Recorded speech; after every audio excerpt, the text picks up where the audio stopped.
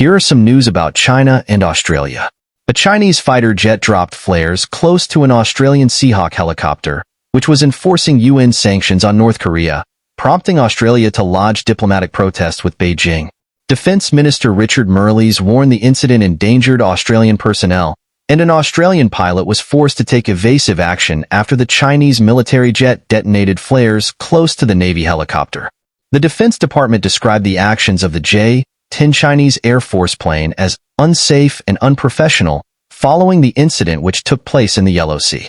Beijing has shifted its story on the latest confrontation between Chinese and Australian forces, claiming that one of its fighter jets intercepted an Australian helicopter because it was trying to spy on naval exercises in the Yellow Sea. Recent news about China and Australia. China's military slams Australian military for disrupting drill after Yellow Sea helicopter confrontation. Foreign Ministry says PLA aircraft warned off Australian helicopter that was disrupting a Chinese exercise. Washington and Canberra have blasted dangerous release of flares from Chinese fighter jet in international waters.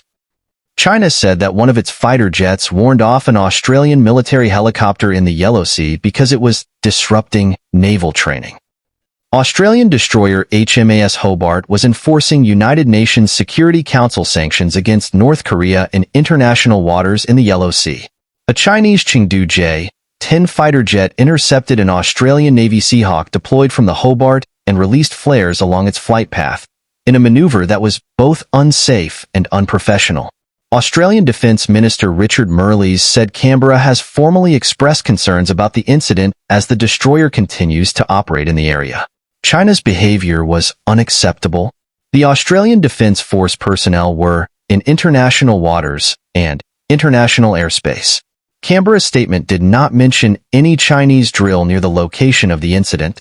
The incident happened a month before Chinese Premier Li Chang's expected visit to Australia in June amid a growing rapprochement between the two countries after years of strained relations and trade disputes.